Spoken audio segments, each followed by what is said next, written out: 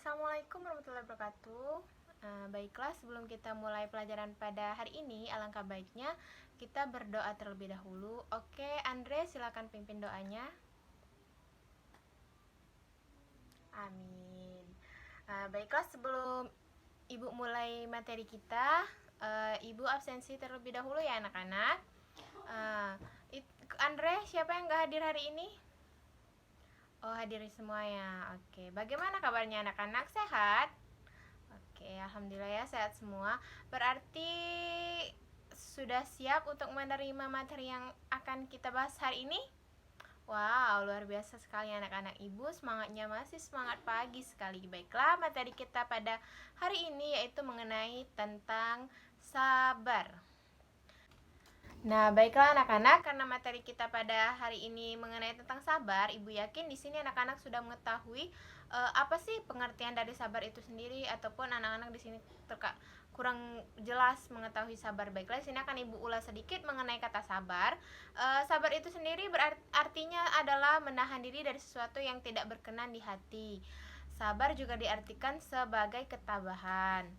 Nah, anak-anak tahu tidak, secara umum sabar itu dapat dibagi menjadi dua kelompok. Yang pertama yaitu mengenai sabar jasmani, yaitu kesabaran dalam menemani dan melaksanakan perintah-perintah keagamaan yang melibatkan anggota tubuh, seperti sabar dalam melaksanakan ibadah haji yang melibatkan keletihan, atau sabar dalam berpegangan membela kebenaran. Terus kan anak-anak kan pasti sering lihat di TV kan, kalau seandainya kita naik haji, orang melaksanakan haji.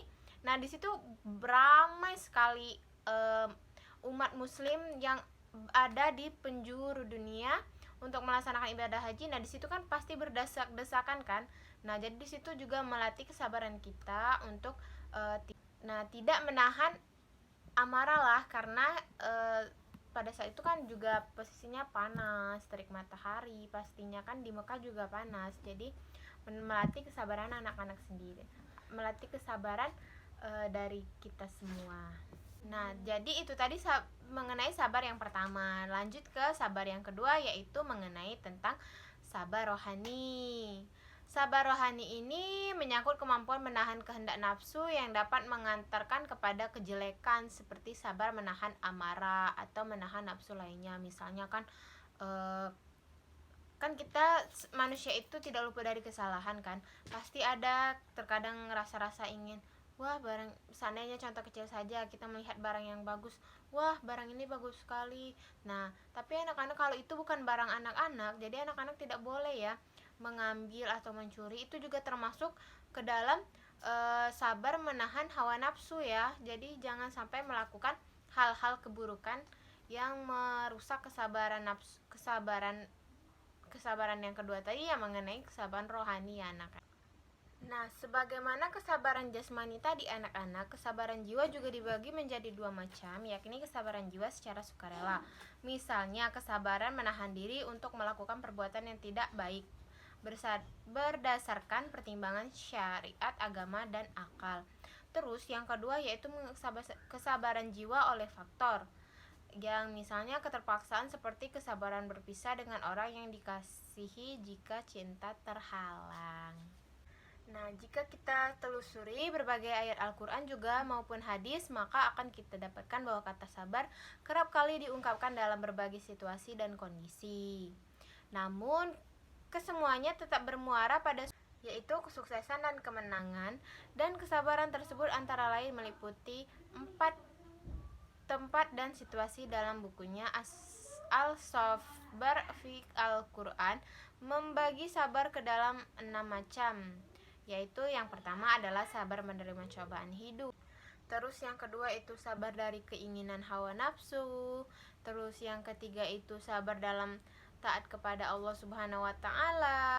Terus sabar yang keempat itu sabar dalam berdakwah. Sabar yang kelima itu sabar dalam perperangan. Dan yang terakhir yaitu sabar dalam pergaulan. Nah, jadi itu tadi mengenai sabar itu tadi ada 6 ya anak-anak. Nah, Nah, adapun dalam Al-Quran menyebutkan kata-kata sabar, yaitu dalam Al-Quran surah Al-Baqarah ayat 45 yang artinya, jadikanlah sabar dan sholat sebagai penolong, dan sesungguhnya yang demikian itu sungguh berat kecuali bagi orang-orang yang khusyuk. Nah, sampai di sini apakah anak-anak ada yang ingin ditanyakan? Ya, silakan Melpiona.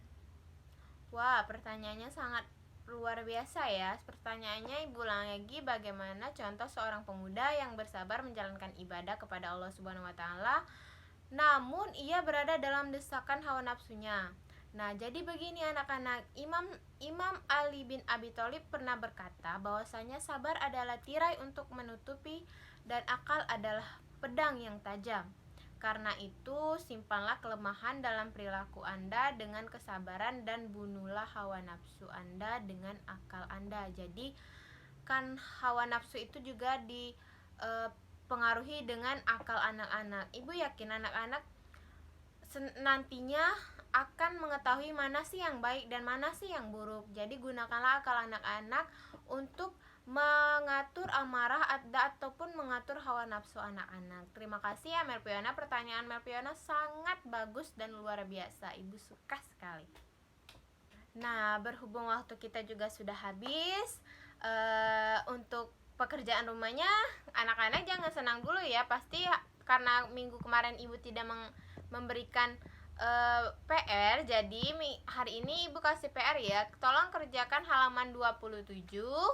Nah, minggu depan akan kita koreksi. Untuk pelajaran kita pada hari ini Ibu cukupkan sampai di sini. Jangan lupa tugasnya, dan semoga anak-anak tetap sehat selalu. Terima kasih untuk hari ini. Ibu akhiri, wallahul muwaffiq ila aqwamit thoriq. Wassalamualaikum warahmatullahi wabarakatuh.